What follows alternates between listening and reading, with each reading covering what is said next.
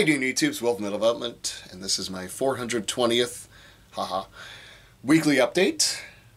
And this is a good week. It's a good week back. Finally getting to sort of train how I wanted to train. Not that I didn't last week. Last week was definitely just kind of a fuck around week, honestly. I just did everything I kind of wanted to do. Played around with some things, that I wouldn't normally do, like I just had a hair up my ass and decided to do some sandbag pressing, that kind of thing, you know what I mean? Like, that's the kind of week it was. But now I'm back with some semblance of a structure and kind of going back to some tried and true methods on a couple things. I sort of feel like in the past my squats and deadlifts were lacking quite a bit of volume work. And how do I put this? Generally speaking, it seems like a lot of people don't necessarily need a ton of volume on deadlifts in order to get better at them. But it's one of those things where I want to be more well-rounded, and I've sort of realized that pretty much anything over like 6 reps of deadlifts, and I'm just dying. So I said, all right, I don't want to be that anymore, so let's fix it. And then sort of a similar thing on squats, where I wasn't doing a ton of volume work, and it's like, man, I don't really care if I can squat 500 pounds, so to speak. I mean, yeah, that'd be nice. That's a fine goal to have for myself. But me right now, I'm not necessarily that concerned with my ability to maximize my strength on that particular exercise right now. What I'd really like to be able to do is I'd like to be able to hit like 315 for 10. I think that would be cool. I'd like to be able to hit or something like 365 for 10. I think that would be cool to be able to do right now. And deadlift, yes, my maximal strength on deadlift is sort of a goal. I'm always trying to push that number higher. Squats, not so much, but deadlifts, yes. And then overhead, for sure. My 1 rep is definitely something I would like to be much higher than what it is.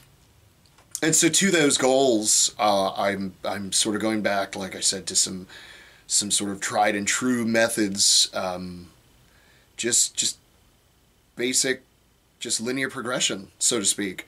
You do something like 4 weeks of 4 sets of 10, and then you go down to 4 sets of 5, and then you're doing like 4 sets of 3.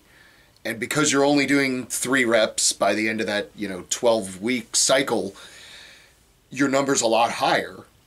And then when that's done, you just kind of start back over and do sets of 10 again, usually with a higher weight. Usually it's with one of those numbers you did for like 5s a few weeks back.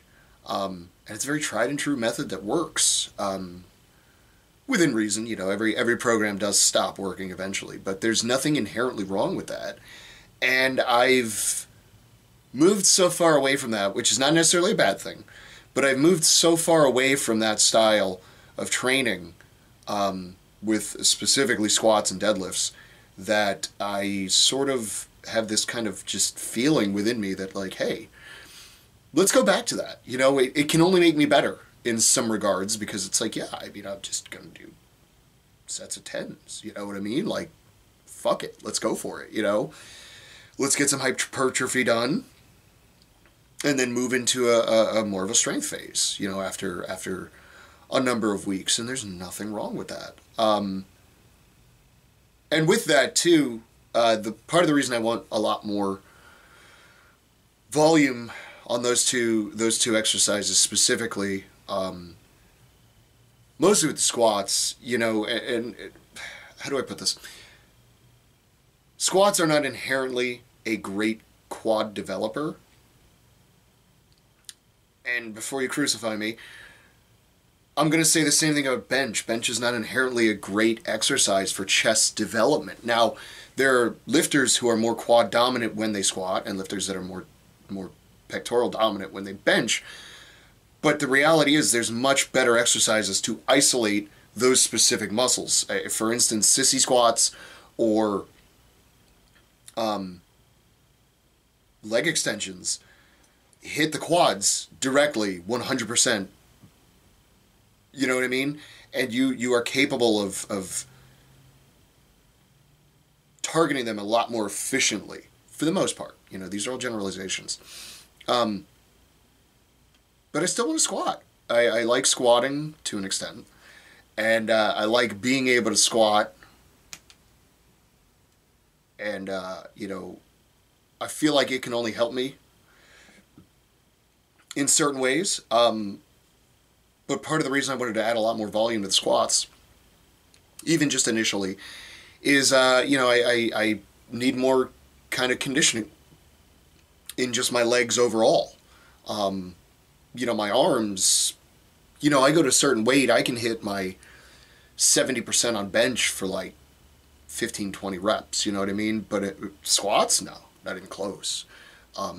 Deadlifts, not even close. And part of it's just because of the amount of volume. There's that sort of thing too where, you know, larger muscles are involved with it, so they're going to burn out a little bit faster, that kind of thing, you know, and yada, yada, yada. But just specifically with squats, I'm like, man, my legs are just, they're kind of bitches. They burn out really fast, and it's kind of a problem.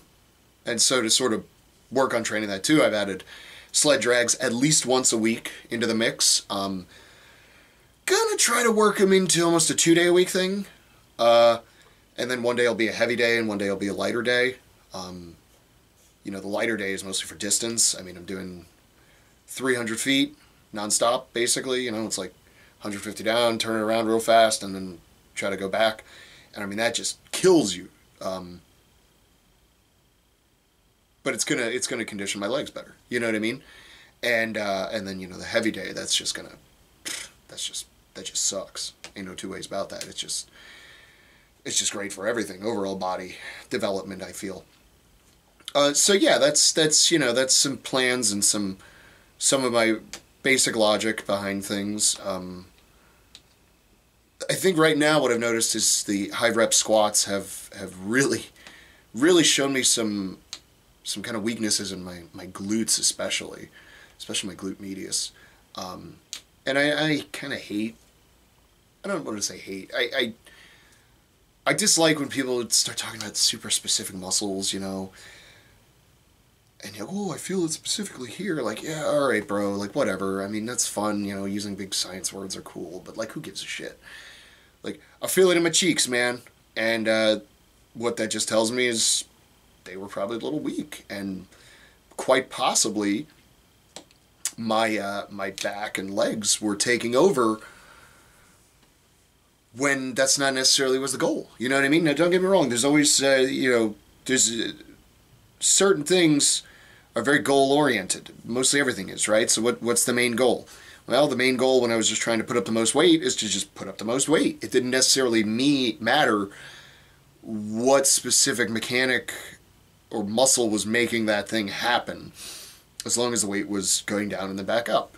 And now it's like, well, the goal is to try to hit the quads a little bit, but overall just condition the body in general, specifically the lower body, by doing higher rep squats to start and then just slowly working our way down in volume and up in weight, in intensity, so to speak. And with that comes a little bit better ability to focus on putting the weight where I want it, you know, and staying a little more upright with my squats and things like that. Definitely feeling a lot more in the cheekies. Probably means I need to do more front squats. That's the reality of it. And they hurt and I'm bad at them, which is the main reason I don't do them. And when I say hurt, I mean literally like hurts my back to do them a lot of times. So maybe we just focus on things like Zercher squats instead, because I can do Zerchers pretty much no problem. And honestly, if you do them from the very, very floor, you know, they're great for like overall development and mobility, or flexibility, I guess, right? Whatever you want to call it. So yeah, this week's a great start to that. Everything's been going pretty well. I think I missed one rep on, what day was that? Tuesday, with my pressing out of the rack. Supposed to do a set of 6 and I got 5. And it was my own fault. I just sat there with it on my shoulders for too long. I should have just gone again faster. Put it down, counted out 20 seconds, jump back under, boom, hit the last one. So I did get the rep, but just not kind of when I probably should have. But just getting the rep in general. And then today the clean and pressing with the axle went just fine. So actually hit a little PR there with 170. Did it for 5 or 4, I don't remember, clean and press, which I've never done before, so that was very exciting. Especially since last week, just doing 180 for 1 kind of beat the shit out of me. So I'm like, oh, just 10 more pounds down, and I'm hitting it for like 4? Not bad. So that'll move in the right direction too. A few more weeks on that, and we'll see where that ends up. And should be good. My overall pressing ability should be better. Also got to play with the dumbbell a little bit. The circus dumbbells that I made, they're going to be in a comp in February, and I am tentatively going to be competing in it. I believe in the 200s because they don't have a 181, which is totally fine by me. I just won't cut, and I'll just be in with some slightly bigger boys, and might actually win a press event for once because I'm that weight of the dumbbell. I believe the dumbbell for weight for us is 80, so it's not going to be too bad. Clean and press, not too bad, honestly. I can hit that for quite a few. I've been doing sets of 5 with, like, beat up and broken, was doing sets of 5 with it. No problem. Definitely had more in the tank. And if I paced myself a little bit better, no problem. So yeah, training's going great. Gonna try to just keep that train rolling that way. Very excited to have a couple days off here.